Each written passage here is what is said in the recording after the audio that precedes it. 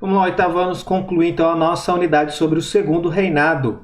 Então, nas últimas aulas, nós vimos como as transformações sociais no Brasil no segundo reinado, né, com a política do parlamentarismo e também as relações da elite rural com o café na parte da economia, de uma transformação com relação à escravidão, das pressões externas para o fim da escravidão. E nessa aula, para nós terminarmos essa unidade, nós vamos então ver como serão os desfechos dessas pressões sobre a relação da escravidão e também da chegada de um grande número de imigrantes europeus para o Brasil. Bem, o Brasil, com a aproximação do fim da escravidão, com as pressões para se acabar com a escravidão e a entrada de imigrantes que aos poucos tentará substituir essa mão de obra escrava, vai gerar um certo temor na elite brasileira, naquela elite rural, fazendo então que essa elite agrária tivesse medo de perder terras para esse grupo. Como se o Brasil, né, gente, fosse um paísinho muito pequenininho que faltasse terra, né? Nós somos um país gigantesco que tem terra em grande quantidade, mas essa elite que existia naquela época e que deixou herdeiros até hoje, que tem uma característica muito mesquinha, temia perder as suas terras, que já eram muitas, e aí pressionaram o governo para criar a chamada Lei de Terras. E o governo, claro, como muito influenciado e controlado por essa elite, vai criar as leis de terra em 1850, que basicamente era o seguinte: as propriedades de terra só seria reconhecida apenas com um documento assinado por um juiz.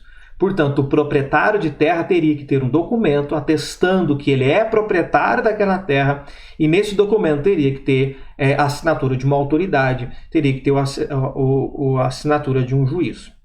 Aí, no caso, os imigrantes teriam que esperar 3 anos no Brasil para tentar comprar a sua terra aqui. Então, um europeu que viesse para cá era proibido de comprar terras nos 3 primeiros anos que aqui chegavam. Quando ele chegava no porto, já tinha ali um documento, né? Ele vai ter um documento aceitando ele no Brasil. Então, na hora de comprar uma terra, ele tem que comprovar que ele estava aqui há mais de 3 anos. E aí, vai surgir documentos falsos, que foram emitidos por juízes corruptos, mas não para beneficiar os imigrantes, mas para beneficiar os proprietários de terra que ocupavam uma terra que não lhe pertencia, subornavam o juiz dava um documento passando para ele a posse daquela terra, tá certo? É uma prática que até hoje acontece em alguns lugares no Brasil, principalmente no centro-oeste e no norte.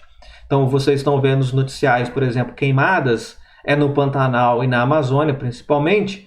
Basicamente é para isso, é uma área que pertence ao Estado, que é preservada, muitos fazendeiros colocam fogo, aquela floresta vira pasto, desaparece, ele vai lá, ocupa essa terra que não lhe pertence, depois, subornando as autoridades, ele consegue a escritura daquela terra, toma posse de uma terra que não lhe pertence. Em outras palavras, ele rouba essa terra, ele furta essa terra. E por conta dessa corrupção toda, que é histórica, ela garante então a posse de terra para a elite brasileira.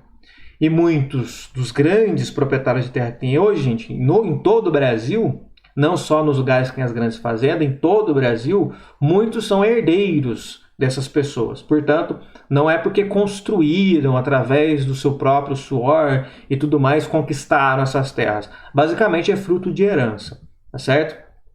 E aí dificultava muito pessoas menos abastadas a ter terra, ou seja, pessoas mais pobres a conseguir um pedaço de terra. Então controlava toda a propriedade de terra. Lembrando que aqui no Brasil, naquele momento, as principais fontes de riqueza do Brasil vinha da terra, tá certo?